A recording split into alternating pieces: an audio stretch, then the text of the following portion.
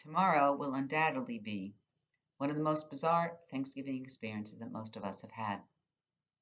As with so many of you, our family has wrestled with the decision of whether to be together or not, and we ultimately decided to stay in our own homes and connect on Zoom. Of course, each family is different and will make the decision that is right for them. But whatever you are doing, please do take appropriate health and safety precautions. Remember, the most important obligation in Judaism is pikuach nefesh, saving a life. Surely we will miss some of the holiday foods and family traditions that are Thanksgiving. That is not what we yearn for the most.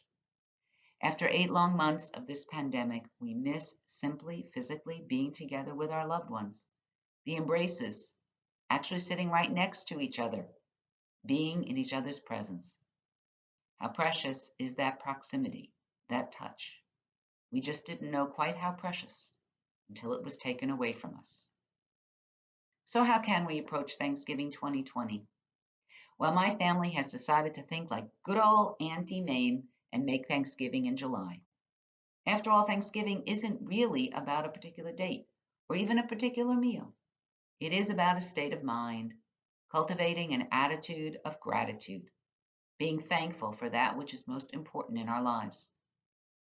So even if our families cannot physically be together tomorrow, thanks to technology, we can all connect for moments of Thanksgiving together across the internet. And as an added bonus, we may even be able to bring together those who wouldn't normally be with us and share some of the day with them. Thanksgiving is also about gratitude for this nation. Sadly, it is being tested not only by COVID, but by political divisions that not only break down into red states and blue states, but can also divide families and communities. I hope that in the coming months we can stretch ourselves to really listen to the voices of those who may be across that divide and take steps towards healing our nation, beginning in our own circles. With so many who are suffering economically, this is also a season to express our gratitude for the blessings in our lives by helping those who are not so fortunate, whose numbers have grown exponentially due to the pandemic. I am so proud of this congregation and its generosity and extra supports for Lunchbox and for the great leadership that we have in place. Surely this support will be needed for many months to come.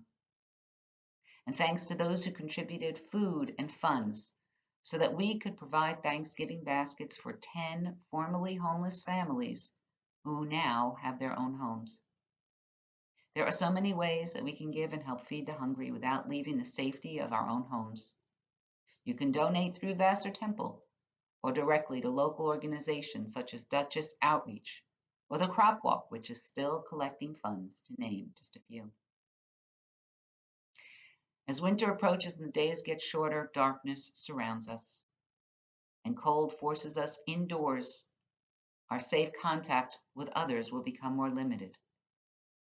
At such times, we seek out signs of hope that we can get through this darkness. We need to find the light.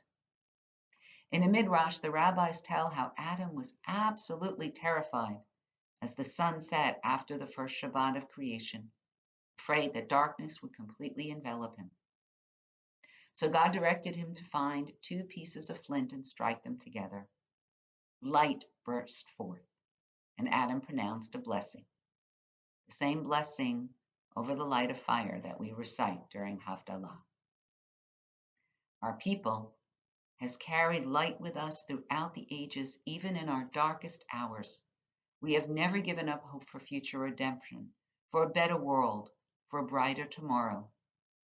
And as we turn inwards this winter, let us each seek out our pieces of flint to create the light that will take us through this darkness until the natural light of spring appears, when we can once again meet outdoors, and with it, a vaccine that can protect us and enable us to be physically together again.